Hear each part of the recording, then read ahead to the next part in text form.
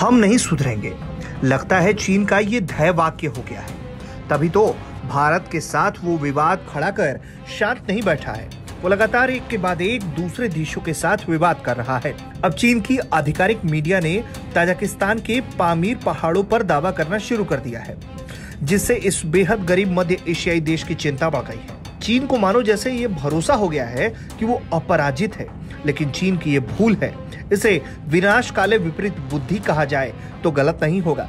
भारत से तनाव चरम पर, ताइवान से भी तनाव चरम पर, अमेरिका से साउथ चाइना सी में रोज उसकी आंखें लाल हो रही हैं, लेकिन चीन इन सब के बाद भी दूसरे देशों के साथ पंगा ले रहा है।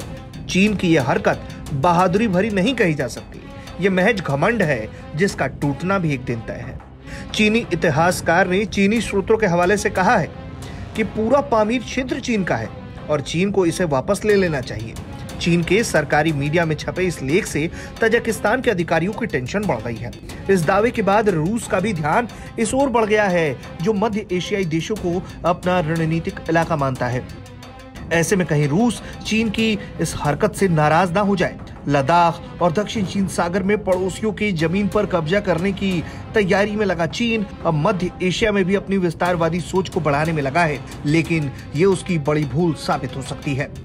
चीनी इतिहासकार ने कहा है कि चीनी राज्य की स्थापना के बाद सबसे पहले हमें अपनी खोई हुई जमीन को वापस लेना चाहिए।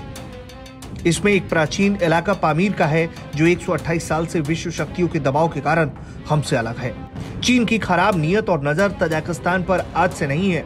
ड्रैगन ताजिकिस्तान के पामीर के पहाड़ों को बहुत पहले से निगलने की कोशिश कर रहा है। साल 2011 में चीन के दबाव के आगे ताजिकिस्तान ने मजबूरन पामीर के 1000 वर्ग किलोमीटर दे दिए हैं, और यही वजह है कि वो एक बार फिर चाहता है कि ताजिकिस्तान के इन पहाड़ियों पर उसका पूरा कब्जा हो जाए। चीन के इस चाल को लेकर बीते साल ही अमेरिका के अखबार ने खबर छापी थी। साल 2019 में वॉशिंगटन पोस्ट ने पामीर में चीनी सेना की उपस्थिति को लेकर फ्रंट पेज पर स्टोरी प्रकाशित की। इस स्टोरी में एक चीनी सैनिक के हवाले से बताया गया था कि चीनी सेना पामीर में 3 से 4 सालों से मौजूद है।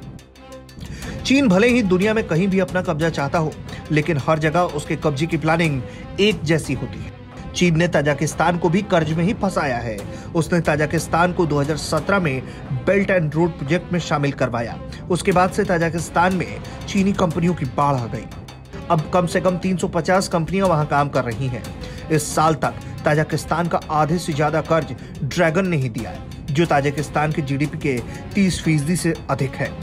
ब्यूरो रिपोर्ट, भारत तक।